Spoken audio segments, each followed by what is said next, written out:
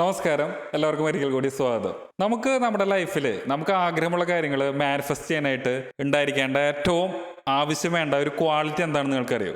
അത് വേറൊന്നുമല്ല, സറണ്ടർ അല്ലെങ്കിൽ ശരണം പ്രാപിക്കുക എന്ന് പറയുന്ന ഒരു ക്വാളിറ്റിയാണ്.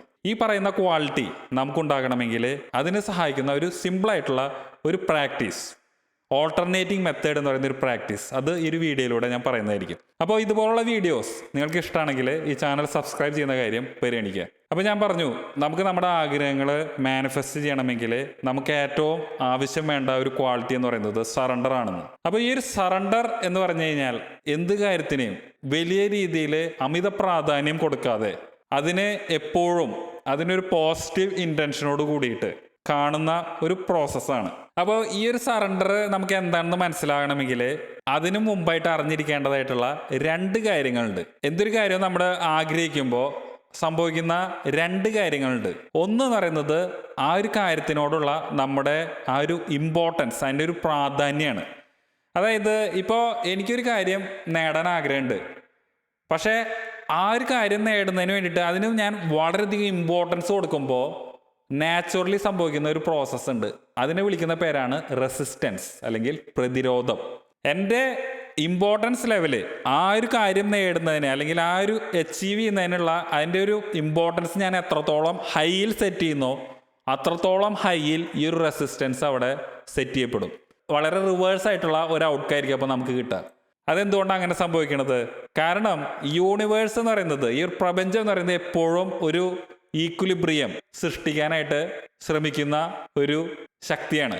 അപ്പോൾ ഈ പറയുന്ന റെസിസ്റ്റൻസ് എന്ന് പറയുന്നത്, അതായത് നമുക്കൊരു കാര്യത്തിനോട് അമിതമായിട്ടുള്ള ഇമ്പോർട്ടൻസ് കൊടുക്കുമ്പോൾ ഈ പറയുന്ന ഈക്വിലിബ്രിയം അവിടെ നഷ്ടപ്പെടുന്ന ഒരു അവസ്ഥയാണ്. അപ്പോൾ അതിനെ ഏറ്റവും ഈസി ആയിട്ട് അതിനെ ഈക്വിലിബ്രിയത്തിലേക്ക്, അതിനെ ഈക്വലാക്കാൻ സാധിക്കണമെങ്കിൽ അതിന് ചെയ്യേണ്ടതായിട്ടുള്ളൊരു കാര്യം എന്ന് പറയുന്നത് ആ റെസിസ്റ്റൻസിനെ ഇടയാക്കിയ സംഭവം എന്താണോ അതിനെ മാറ്റിക്കളയുക.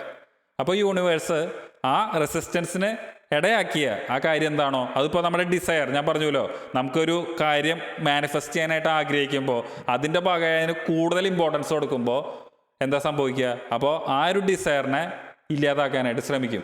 അപ്പോൾ ഇവിടെ നാം അറിഞ്ഞിരിക്കേണ്ടതായിട്ടുള്ള കാര്യം എന്ന് പറയുന്നത് എന്തൊരു കാര്യത്തിനും അധികമായിട്ടുള്ള ആ ഒരു ഇമ്പോർട്ടൻസ് സെറ്റ് ചെയ്യാതിരിക്കുക. അതായത് ഇപ്പോൾ എനിക്കൊരു കാര്യം നേടാൻ ആഗ്രഹമുണ്ട്, ഓക്കെ, അപ്പോൾ ആ ഒരു കാര്യം നേടുമ്പോഴും അതിന് ഇത്ര ഇമ്പോർട്ടൻസ് കൊടുത്തിട്ട് ഈശോ എനിക്കിത് ശരിയായില്ലെങ്കിൽ എൻ്റെ ജീവിതം പാഴായി പോകുമല്ലോ, അല്ലെങ്കിൽ എൻ്റെ ജീവിതം ഫെയിലിയർ ആവുമല്ലോ എന്നുള്ള ഒരു മൈൻഡ് സെറ്റ് അല്ലാതെ ഞാനിത് ശ്രമിക്കും, അതിൻ്റെ റിസൾട്ട് എന്ത് തന്നെയായാലും അതെന്നെ എഫക്റ്റ് ചെയ്യില്ല, പക്ഷെ അറ്റ്ലീസ്റ്റ് ഞാൻ ഇതിനെ എൻ്റെ ഭാഗത്തുനിന്ന് മാക്സിമം ഞാൻ ട്രൈ ചെയ്യും വിത്ത് നോ എക്സ്പെക്റ്റേഷൻ. അതായത് അതിന് ഒരു തരത്തിലുള്ള ഒരു ഇമ്പോർട്ടൻസും ഞാൻ സെറ്റ് ചെയ്യില്ല എന്നുള്ളൊരു മൈൻഡ് സെറ്റിൽ വരുമ്പോൾ, അതായത് അതിൻ്റെ ഇമ്പോർട്ടൻസ് ഞാൻ കുറച്ചു, അപ്പോൾ അതിൻ്റെ ഭാഗമായി റെസിസ്റ്റൻസ് ഇല്ല.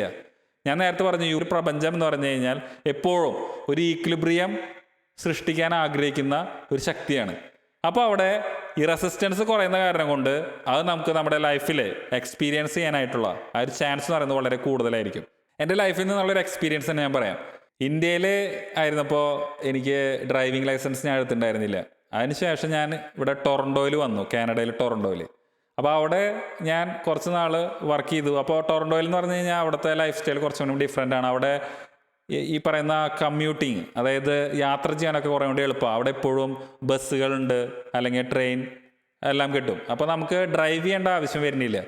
അത് ഞാൻ താമസിച്ചിരുന്നത് റെൻറ്റഡ് ആയിട്ടുള്ള അപ്പാർട്ട്മെൻറ്റിലായിരുന്നു. അതിന് ശേഷം എനിക്കൊരു ആഗ്രഹം ഉണ്ടായി, നല്ലൊരു വീടൊക്കെ മേടിച്ച്, സ്വന്തമായൊരു വീടൊക്കെ മേടിച്ച് ജീവിക്കണം എന്നുള്ളൊരു ആഗ്രഹം വന്നു. ആ സമയത്ത് അവിടെ വീട് മേടിക്കാനായിട്ട് ഞാൻ നോക്കിയപ്പോൾ എനിക്ക് ഒരു വീട് സ്വന്തമാക്കാൻ സാധിച്ചത് കുറേ ദൂരെയുള്ള ഹാമിൽട്ടൺ എന്ന് പറഞ്ഞൊരു സ്ഥലത്താണ്. അവിടെ ജീവിക്കണമെങ്കിൽ എന്തായാലും ഡ്രൈവിംഗ് അറിയേണ്ട അത്യാവശ്യമാണ്. കാരണം അവിടെ ഈ പറയുന്ന ട്രാൻസ്പോർട്ടേഷൻ, കമ്മ്യൂട്ടിങ് ഇത്തിരി ബുദ്ധിമുട്ടാണ്. അപ്പോൾ അവിടെ ആ ഒരു മൊമെൻറ്റിൽ എനിക്ക് ലൈഫിൽ ഏറ്റവും ഇമ്പോർട്ടൻ്റ് ആയിട്ടുള്ളൊരു കാര്യം എന്ന് പറയുന്നത് എനിക്ക് ഡ്രൈവ് ചെയ്യാൻ അറിയണം എന്നതാണ്. ഞാൻ ഈ പറയുന്ന വീട് മേടിക്കുന്നതിന് ഒരു 8 മാസം മുമ്പ് തൊട്ടേ ഞാൻ ഡ്രൈവിങ് ഇതിൻ്റെ ടെസ്റ്റുകൾ ചെയ്തു തുടങ്ങിയിരുന്നു. അങ്ങനെ 8 തവണ ഞാൻ ഡ്രൈവിംഗ് ടെസ്റ്റ് പൊട്ടിയിട്ടുണ്ട്. അപ്പോൾ ആ ഒരു സന്ദർഭത്തിലൊക്കെ ഞാൻ വിചാരിച്ചത് എങ്ങനെയെങ്കിലും ഒന്ന് ലൈസൻസ് ശരിയാക്കണം, എങ്ങനെയെങ്കിലും ഈ ഡ്രൈവിംഗ് ടെസ്റ്റ് ഒന്ന് പാസ്സാവണം, ഈ ഒരു മൈൻഡ് സെറ്റോട് കിട്ടുക. അതായത് അതിനത്രയ്ക്ക് ഞാൻ ഇമ്പോർട്ടൻസ് കൊടുത്തു. അപ്പോൾ അവിടെ ഓട്ടോമാറ്റിക്കലി ഒരു റെസിസ്റ്റൻസ് ബിൽഡായി. ഒരു പക്ഷേ നിങ്ങൾക്ക് ഇങ്ങനെയും പറയാം, ഞാൻ പ്രോപ്പറായി ഡ്രൈവ് ചെയ്യാത്ത കാരണം കൊണ്ടാണ് ഞാൻ ലൈസൻസ് എനിക്ക് കിട്ടാതിരുന്നതെന്ന്. പക്ഷെ വേറൊരു കാര്യമുണ്ട്, എനിക്കറിയാം ഞാൻ ആ ടെസ്റ്റുകൾക്കൊക്കെ പോകുമ്പോൾ സംഭവിച്ചിരുന്ന ഒരു കാര്യം എന്ന് പറയുന്നത്, ഞാൻ വണ്ടിയിൽ ഇങ്ങനെ ആ എക്സാമിനർ വന്ന് വണ്ടിയുടെ ഉള്ളിൽ കയറി കഴിഞ്ഞാൽ പിന്നെ എൻ്റെ ഹാർട്ട് ഇങ്ങനെ പടപട അടിച്ചുകൊണ്ടിരിക്കും. വളരെയധികം ടെൻഷനാണ്. അതായത് ഓടിക്കുമ്പോൾ തന്നെ ഒരു തരത്തിലും കോൺഫിഡൻസ് ഇല്ലാത്ത ഒരു അവസ്ഥയായിരുന്നു. റെഡ് സിഗ്നൽ, ഗ്രീൻ സിഗ്നൽ ഇതൊക്കെ പ്രോപ്പറായി കാണുന്നില്ല, അല്ലെങ്കിൽ ആൾക്കാർ റോട്ടിൽ കൂടെ നടന്നു പോകുന്നുണ്ടെങ്കിൽ അതിനനുസരിച്ച് വണ്ടീനെ നിയന്ത്രിക്കണത്, അല്ലെങ്കിൽ ടേണിങ്ങൾ എടുക്കുന്നത്, പാർക്ക് ചെയ്യുന്നത്, ഇതെല്ലാം തന്നെ കുറച്ച് ബുദ്ധിമുട്ടായിരുന്നു. അതായത് അത്രയ്ക്കധികം ഇമ്പോർട്ടൻസ് കൊടുത്തപ്പോൾ, അതായത് ലൈസൻസ് എങ്ങനെയെങ്കിലും ശരിയാണെന്നുള്ള ഇമ്പോർട്ടൻസ് കൊടുത്തപ്പോൾ അതിൻ്റെ ഭാഗമായി മൊത്തത്തിൽ ഒരു റെസിസ്റ്റൻസ് ബിൽഡ് ചെയ്തു. അതിൻ്റെ ഭാഗമായി ഈ പറയുന്ന ടെസ്റ്റ് പാസ്സാവാനായിട്ട് ബുദ്ധിമുട്ടായിരുന്നു. പിന്നെ കുറച്ചും കൂടി ഒന്ന് ഈസി ആവാമെന്ന് വിചാരിച്ചു. അതായത് my mind has super power എന്നൊക്കെ ഞാൻ പറയും. അതായത് എൻ്റെ മനസ്സിന് വളരെ ശക്തിയുള്ളതാണ്, വളരെ പവറാണ് എന്നൊക്കെ ഒരു അഫർമേഷനൊക്കെ ഉപയോഗിച്ച് തുടങ്ങി. അങ്ങനെ കുറച്ച് മൈൻഡിൻ്റെ പവർ ഗംഭീരാണ്. അതുപോലെ തന്നെ ഇത് എനിക്ക് എന്തായാലും കിട്ടും, ഇത് എന്തായാലും ശരിയാവും, ഇതിന് അത്രയ്ക്ക് ആ ഒരു ഇമ്പോർട്ടൻസ് ഞാൻ കുറയ്ക്കാൻ ശ്രമിച്ചു തുടങ്ങിയപ്പോൾ പിന്നെ എനിക്ക് ഈ ടെസ്റ്റ് എന്ന് പറയുന്നത് കുറേയും കൂടിയും ഈസി ആയിട്ട് അതിൽ പെർഫോം ചെയ്യാൻ തുടങ്ങി. പിന്നെ 9ാമത്തെ ടെസ്റ്റിന് ഞാൻ പോയപ്പോൾ വന്ന എക്സാമിനർ കുറേയും കൂടിയും കൂളായിട്ടുള്ള ഒരു ലേഡി ആയിരുന്നു, വളരെ ഫ്രണ്ട്ലി ആയിട്ടുള്ളത്. അപ്പോൾ അവരുടെ ആ ഒരു നല്ലൊരു പോസിറ്റിവിറ്റി ഒക്കെ ആയപ്പോൾ എനിക്ക് കുറേ കൂടിയും കോൺഫിഡൻസോട് കൂടിയിട്ട് ഡ്രൈവ് ചെയ്യാൻ സാധിച്ചു. അങ്ങനെ എനിക്ക് ലൈസൻസ് കിട്ടി. അപ്പോൾ പറഞ്ഞു വന്നത്, ഇങ്ങനെ നമുക്ക് ലൈഫിൽ എന്ത് കാര്യത്തിനും വളരെയധികം ഇമ്പോർട്ടൻസ് കൊടുത്തു കഴിയുമ്പോൾ അത് അനാവശ്യമായിട്ടുള്ള ഒരു റെസിസ്റ്റൻസ് ബിൽഡ് ചെയ്യാനുള്ള സാധ്യതയുണ്ട്. ആ റെസിസ്റ്റൻസ് എന്ന് പറയുന്നത് വേറെ ഒന്നുമല്ല, അമിതമായ സമ്മർദ്ദം, അല്ലെങ്കിൽ ഒരു ടെൻഷൻ, ആങ്സൈറ്റി, അല്ലെങ്കിൽ ഫിയർ ഓഫ് ഫെയിലിയർ, ഇങ്ങനെയുള്ള എന്ത് തരത്തിലുള്ള റെസിസ്റ്റൻസ് വേണമെങ്കിലും ആവാം. അത് നമുക്ക് കുറയ്ക്കാൻ സാധിക്കുമ്പോൾ റെസിസ്റ്റൻസ് കുറയണു. അപ്പോൾ യൂണിവേഴ്സിൻ്റെ പ്രവൃത്തി എന്ന് പറയുന്നത് ഈക്വിലിബ്രിയം സൃഷ്ടിക്കുക എന്നുള്ളതെന്ന് പറഞ്ഞു. അപ്പോൾ അതിൻ്റെ ഭാഗമായി നമുക്ക് നമ്മുടെ ലൈഫിൽ അച്ചീവ് ചെയ്യേണ്ടതായിട്ടുള്ള ഡിസയേഴ്സും അത് അച്ചീവ് ചെയ്യാൻ കുറേ കൂടി എളുപ്പമായിരിക്കും. ഇനി പറയുന്ന രണ്ടാമത്തെ ഒരു ക്വാളിറ്റി എന്ന് പറയുന്നത്, what is your counter intention. അതായത് ഞാനിപ്പോൾ ഒരു കാര്യം ചെയ്യാണ്, അല്ലെങ്കിൽ എനിക്കൊരു കാര്യം ആഗ്രഹം എനിക്ക് സാധിക്കാനുണ്ട്, ഇനി അത് നടന്നില്ലെങ്കിൽ എന്തായിരിക്കും എൻ്റെ മനോഭാവം? ചില വ്യക്തികളെടുത്ത് കഴിഞ്ഞാൽ അവർക്ക് എന്തൊരു കാര്യവും നേടണം, അത് നേടിയില്ലെങ്കിൽ ലൈഫ് പരാജയമാണ്, അല്ലെങ്കിൽ ലൈഫ് ഇനി ഒരു കാര്യമില്ല, ഞാൻ വളരെ മോശമായി, ഈ തരത്തിലുള്ള ഓൾട്ടർനേറ്റ് ആയിട്ടുള്ള ഒരു ചിന്താഗതിയുള്ള വ്യക്തികളുണ്ടായിരിക്കും. അതായത് 1% മാത്രമാണ് അവരുടെ ലൈഫിൽ അവർ ഗോൾ സെറ്റ് ചെയ്തിട്ടുള്ളത്. അതായത് എനിക്ക് സക്സസ് ആവണം, എനിക്ക് ബിസിനസ്സിൽ സക്സസ് ആവണം, അല്ലെങ്കിൽ എൻ്റെ റിലേഷൻഷിപ്പിൽ എനിക്ക് സക്സസ് ആവണം, അങ്ങനെ എന്ത് ഗോൾ സെറ്റ് ചെയ്യുന്നത്. ഇത് സക്സസ് ആയില്ലെങ്കിൽ എന്താണ് നിങ്ങളുടെ ഇൻറ്റൻഷൻ, എന്താണ് സംഭവിക്കുക? ഓൾട്ടർനേറ്റ് ആയിട്ടുള്ള നിങ്ങളുടെ ചിന്താഗതി എന്താണ്? അത് സക്സസ് ആയില്ലെങ്കിൽ എൻ്റെ ജീവിതം തീർന്നു എന്നുള്ളതാണോ? അങ്ങനെയാണെങ്കിൽ 99% ഫോക്കസ് ചെയ്യുന്നത് ഈ പറയുന്ന കൗണ്ടർ ഇൻറ്റൻഷനിലാണ്. അപ്പോൾ നമുക്ക് നമ്മുടെ ലൈഫിൽ നമ്മൾ എപ്പോഴും മനസ്സിൽ പറയാറുള്ള വാക്കുകൾ എന്താണ്, അല്ലെങ്കിൽ നമ്മുടെ ചിന്തകൾ എന്താണ്, അല്ലെങ്കിൽ നമ്മുടെ ഫീലിങ്സ് എന്താണെന്ന് നമ്മൾ ഒന്ന് അനലൈസ് ചെയ്യേണ്ടത് വളരെ അത്യാവശ്യമാണ്. അതായത് എപ്പോഴും ഇത് ശരിയായില്ലെങ്കിൽ ഞാൻ വൻ പരാജയമായിരിക്കും, ഇങ്ങനെയുള്ളതാണെങ്കിൽ ഇതിനെ നമുക്ക് മാറ്റാൻ സാധിക്കണം. ആ ഒരു ഇൻറ്റൻഷൻ, കൗണ്ടർ ഇൻറ്റൻഷൻ എന്ന് പറയുന്നത് മാറ്റാൻ സാധിക്കണം. അതായത് ഇപ്പോൾ ഞാൻ ഒരു കാര്യം എനിക്ക് അച്ചീവ് ചെയ്യാൻ ശ്രമിക്കുമ്പോൾ ഇത് സാധിച്ചില്ലെങ്കിൽ എനിക്കൊരു കുഴപ്പമില്ല, അറ്റ്ലീസ്റ്റ് ഞാൻ ആ ഒരു ട്രൈ ചെയ്ത കാരണം കൊണ്ട് എനിക്ക് ആ ഒരു എക്സ്പീരിയൻസ് കിട്ടി എന്നുള്ളൊരു ചിന്താഗതി ആവാം. അല്ലെങ്കിൽ ഈ ഒരു കാര്യം ഞാൻ ചെയ്യുമ്പോൾ ഇത് സക്സസ് ആയില്ലെങ്കിൽ അതിലൂടെ ഞാനൊരു വലിയൊരു ലെസൺ എനിക്ക് പഠിക്കാനുള്ള ഒരു അവസരം കിട്ടുന്നു.